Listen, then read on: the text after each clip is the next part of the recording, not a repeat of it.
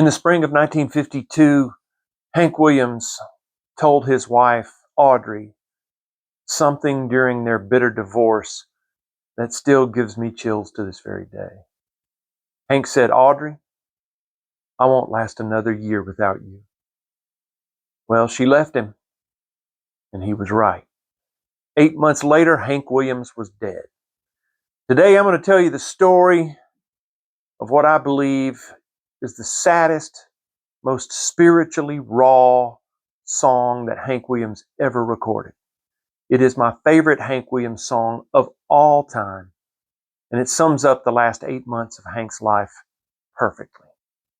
Today, we're telling the story of Alone and Forsaken.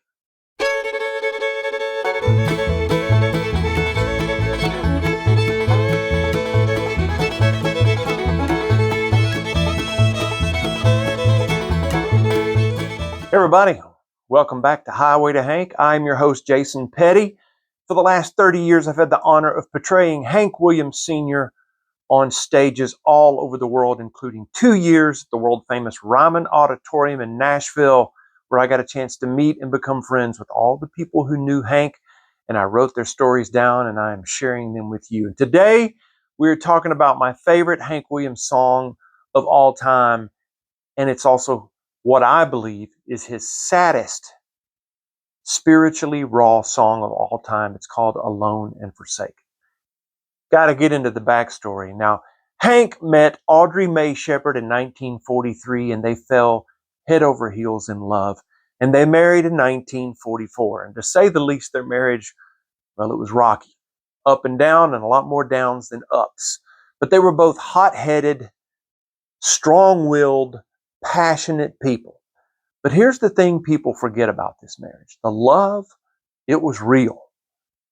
And it was messy. And it was painful. But it was real.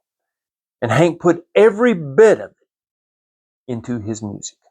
Now, by 1952, that love seemed to be coming apart at the seams. Now, if you've listened to the channel or you know anything about Hank Williams, you know 1952 was the year of his downfall. First of all, it started with a back operation that left him in constant chronic back pain, for which he began to drink heavily.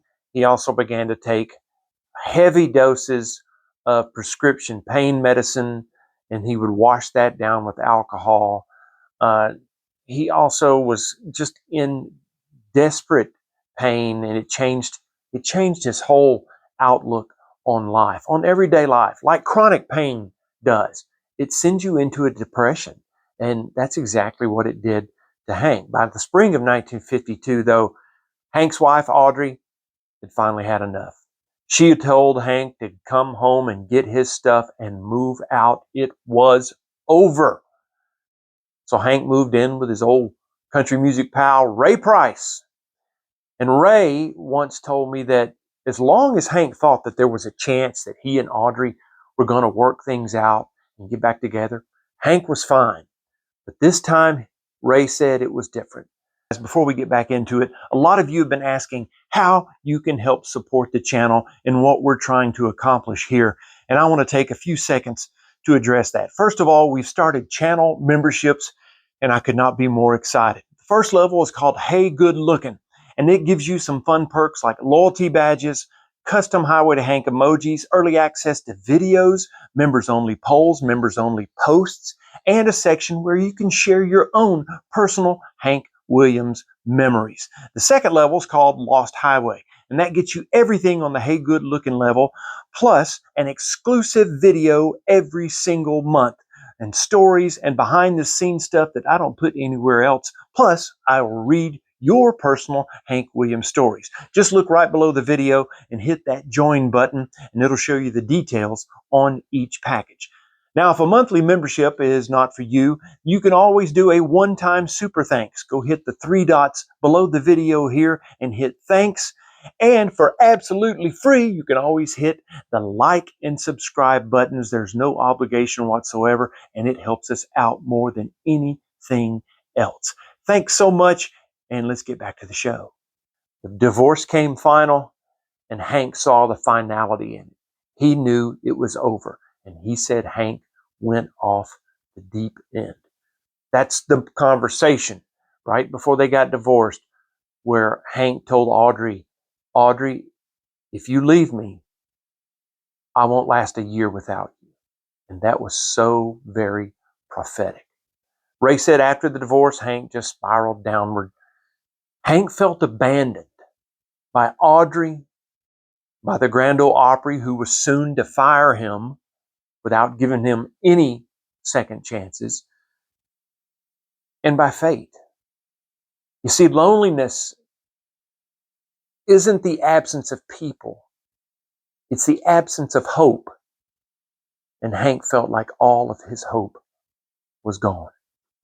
The song I spoke of at the beginning of the episode is called Alone and Forsaken, and it's my all-time favorite Hank song. And after 30 years of portraying Hank Williams on stage as an actor and getting to know everyone who knew Hank, I feel like I know Hank on a deeper level.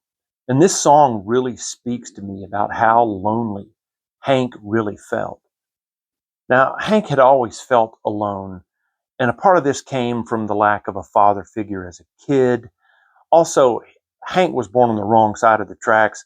He was dirt poor. People used to make fun of the kids in school, used to make fun of him. So he sort of shied away from people.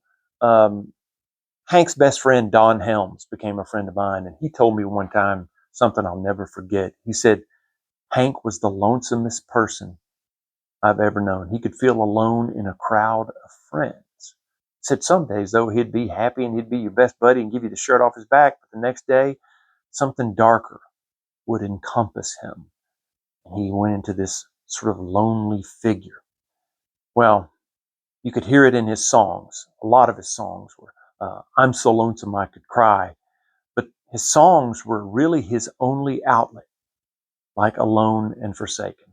Now, I cannot prove that this song was written directly about Audrey Williams, but just listen to the words and you decide. We met in the springtime when blossoms unfold. The pastures were green and the meadows were gold. Our love was in flower as summer grew on. Her love, like the leaves, now has withered and gone. The roses have faded, there's frost at my door. The birds in the morning don't sing anymore. The grass in the valley is starting to die, and out in the darkness, the whippoorwills cry. Hank's genius is in the lyrics. He's painting us a picture of how things were and how things have become. He's watching love disappear, and even the world around him begins to feel different. This is a man at the end of his rope. And then Hank hits us with that short but powerful chorus. Alone and forsaken by fate and by man. O Lord, if you hear me, please hold to my hand and please understand. Hank's no longer talking to another person for help. He's not turning to someone else. He's turning upward. He's pleading with God to help him. And he's not asking God to fix the broken love. He's just asking God to hold his hand and to understand. That is pitiful. Hank knew what the outcome of this marriage was going to be. He knew it was over. So he asked God to cling to his hand and to understand. Like I said, I can't prove that this was written specifically about Audrey, but all the clues are quite striking. The song Alone and Forsaken gained new attention in 2023 when a television series called The Last of Us used it in one of their episodes. Now, I've never watched The Last of Us. I don't watch a lot of television, but from what I hear, it's a post-apocalyptic zombie series. Now, people are still searching the internet for this Hank Williams song, Alone and Forsaken, because of this TV show.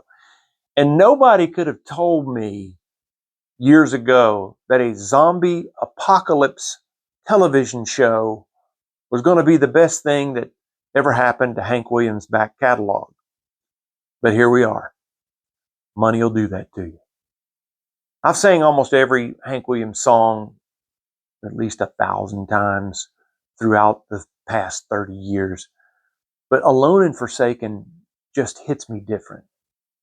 It's harder. It's deeper. Well, Hank, you are not forsaken. Not by me and not by the millions of fans who still love you and still appreciate the pain that you laid out on paper and out on the records for all of us to hear.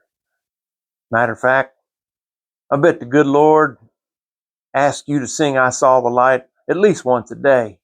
And if I'm lucky enough to make it up to heaven, me and you'll sing it together, I hope. I really, really hope so. Well, folks, if you want to hear my version and Hank's version of Alone and Forsaken, due to copyright, I've had to make a separate channel. So my version is now over on my new channel called Hank's Classic Country Vault, where we put Hank Williams songs and classic country songs. Alone and Forsaken is over there. I will put a link down in the description to that. I'll also put a link in the description to Hank Williams' version of Alone and Forsaken. And if you like the content that you're seeing on this channel, do us a great big favor.